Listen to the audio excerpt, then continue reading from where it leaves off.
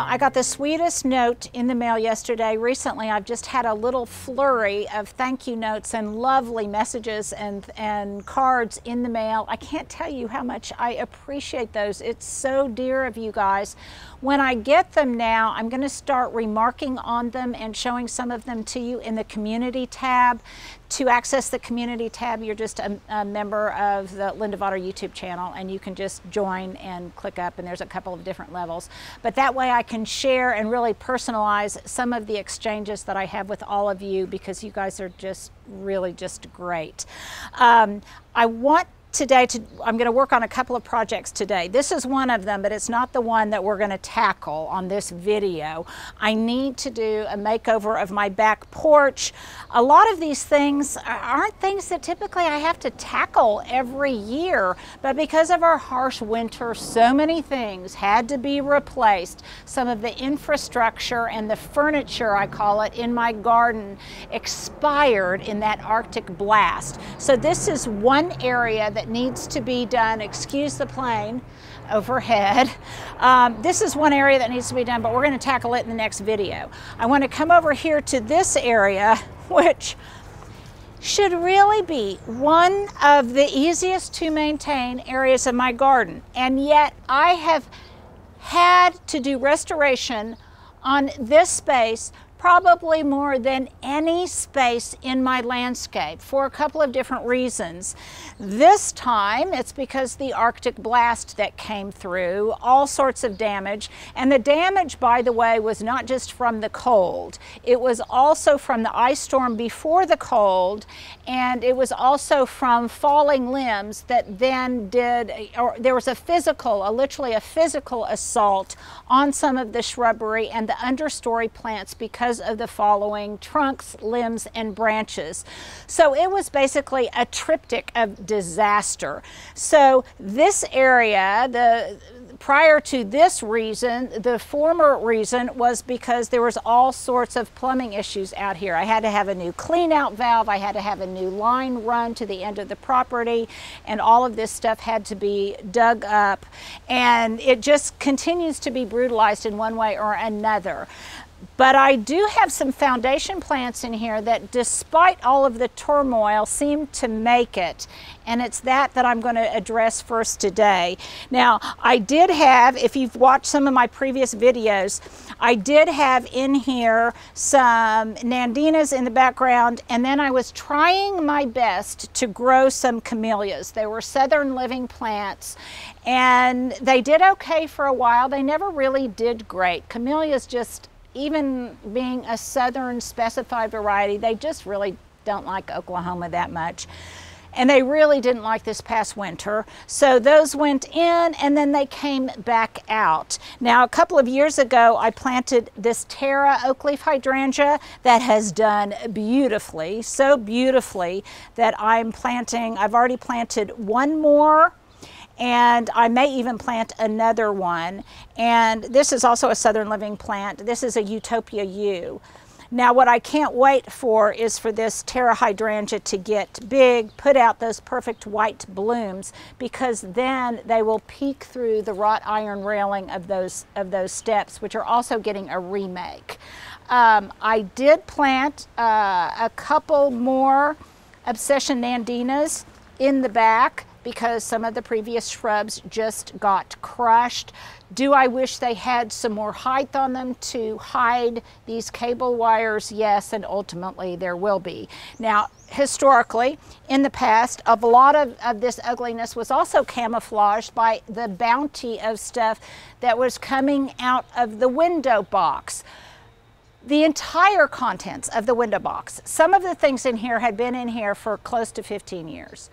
This is a north-facing exposure. Everything in this window box died, so it has to be replanted, and I will do that after I get the bones of the garden bed underneath it planted, and then that profusion and volume of plant material will help cover some of these uglies. It's right, as an orientation, it's right outside my kitchen window, you guys, my palladium kitchen window. Okay.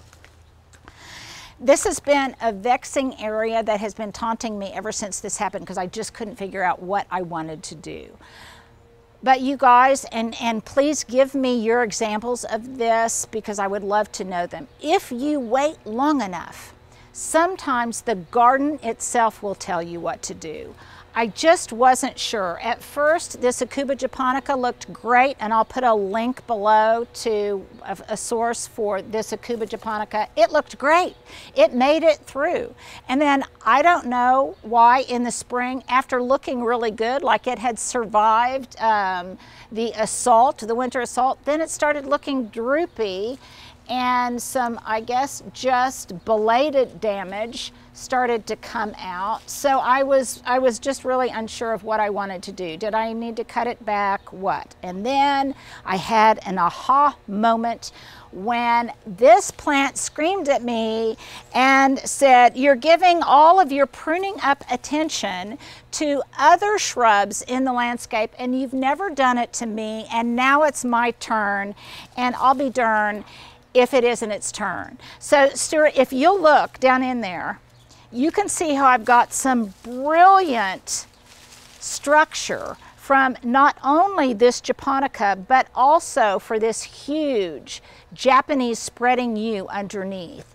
So tell me if you guys think it's a good idea if I limb this up, prune this up, expose this gorgeous branching, make it look more kind of bonsai-esque, clean up what's underneath it, and then what I get is not only a much more dramatic silhouette of this Aucuba japonica, what I will also get is, I think, some crucial negative space down in here that I think will make this look much less dense, much less overgrown. It will cut off some of this dead wood, and I think overall it will be really beautiful. So I'm going to do that. You guys are going to help me do that today, and then once I get all of this finished along with the window box, I will let you. I know it's frustrating for you guys when I can't have an immediate finished product for you, but it's kind of like those makeover shows where they do the makeover in one show, but you don't get to see the end result until next week or the next day or whatever,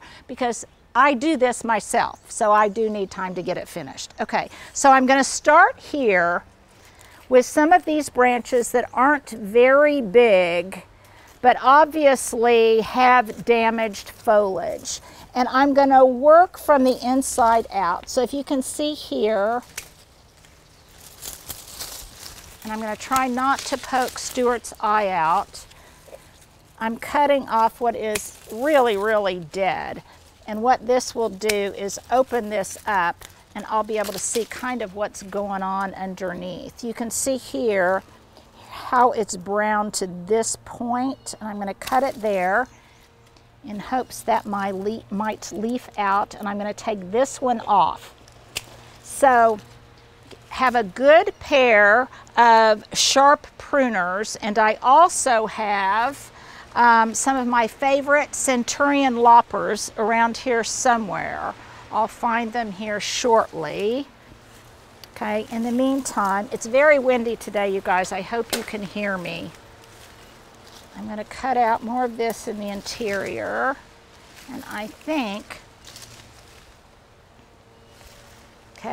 this one I'm going to take off in its entirety. And you see what that already did was kind of open up the canopy in here, which then tells me that I've got some dead wood in the back.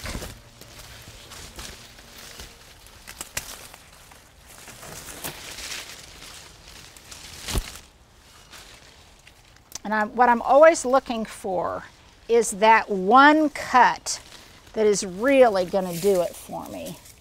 Some of the low-hanging fruit, some of the obvious things you can do early on.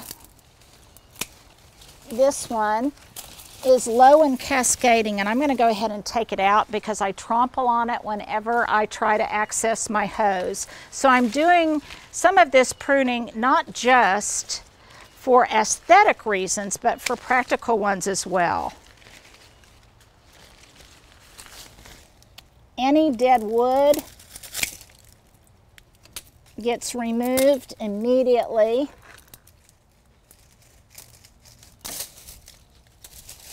Sometimes for me, because I'm always gardening and working in really congested spaces. Sometimes for me, the hardest thing is just that. It's working in a tight space.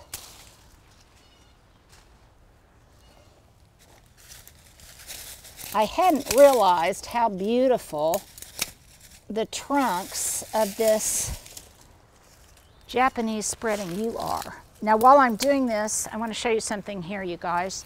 You'll see that some of this foliage, the needles on this Japanese spreading yew are yellowing, and that's perfectly okay. That is just it shedding its last year's growth. And I'm not going to treat it with anything. I don't think it's sick.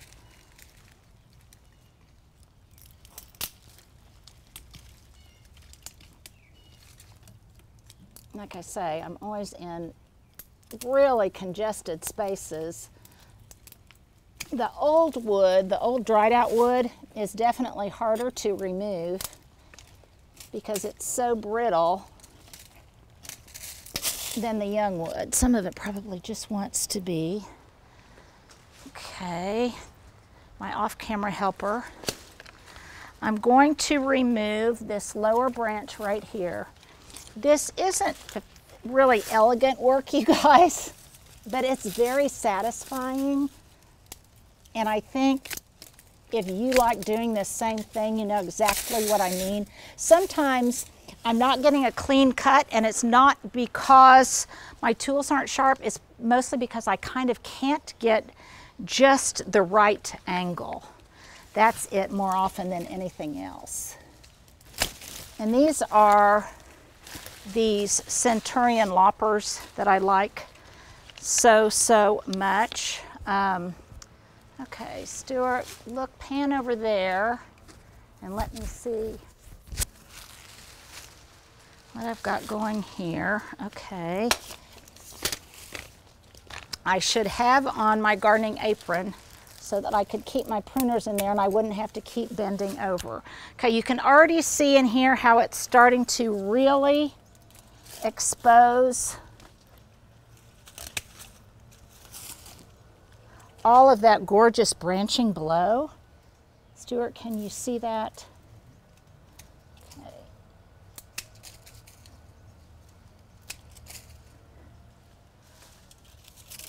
And it's that, one of my favorite things in the garden, which is opening up the canopy and the understory of a plant. And by the way, so many of you guys are doing that yourselves. One of my favorite comments was from Sarah, and she said that must be a great gardener. She said she does this frequently, but that this season she's been doing the reverse of it a lot, and I just loved this analogy. The reverse of doing this is cutting it all the way back and letting it come back out at the base in all new, fresh, luscious new growth. So if there's winter damage, then sometimes you're not selectively pruning, you are just whacking it back all the way to the bottom so that it can start all over again, and instead of being a sculpted form, it will very much be a shrub form. You can see why this is just so satisfactory to be able to do this. And Stuart, you're such a trooper to get in here with me. Now you'll notice under here also that there is some ivy that's starting to grow under here, and I will definitely remove some of that ivy. I'm not to the point yet where I have any real difficult decisions to make. It's still, these are still easy decision points.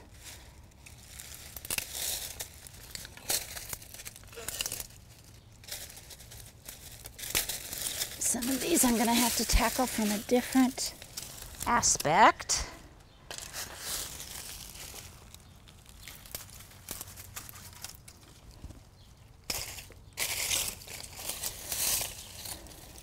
I promise this is going to make you guys want to go out and do this to your shrubs. It is, if you are having a bad day,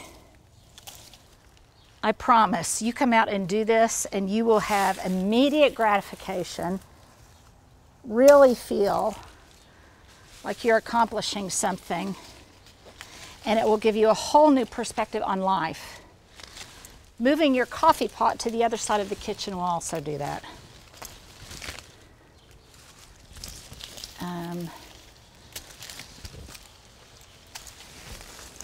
Some of you say that you like my pruning banter, and for some of you it probably drives you crazy, but I am one of those people that talks to themselves while they work because it helps me think through the process.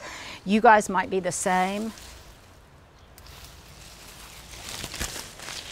And I'm just about to wrap this up, and I'll do the rest of it off camera, and then I will show you guys what it looks like, because I think you're getting a pretty good idea of what I'm doing. And I really haven't taken any major risks. I haven't removed anything. Now I think, Stuart, tell me with the camera, do I take this off or leave it? Do I let it bloom back out or take it off? Seems lower than everything else. So take it off? Okay.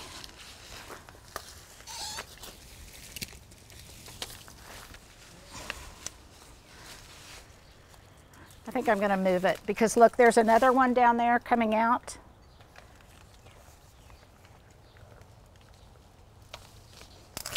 That if I miss it, yeah, I think that was the right move. Sometimes it really does help to get a second opinion. And this one I'm going to cut off right here, just so.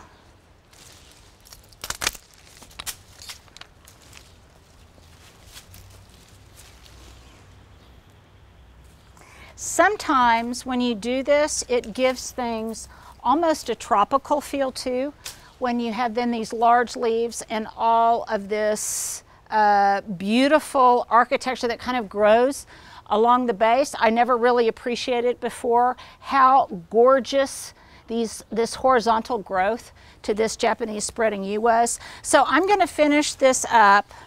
Hopefully, I'm going to step back and look at it and see. It looks so much more pleasing to me. It really does. So I just need to tidy it up. I need to finish up the window box. I've got a little bit more work to do over here on the east side. But please comment below if you too use this kind of technique, how it might have transformed the looks in your garden, what shrubs you have done it on. The one thing that is so helpful as we all share information is you never know what problem you're going to solve for somebody else by sharing your own gardening dilemmas. And that's what I try to do here. That's what you guys help when you comment and tell me what's going on in your garden. So I'm going to get back at this. You guys enjoy the rest of your weekend. It's time to go in and hydrate, I think.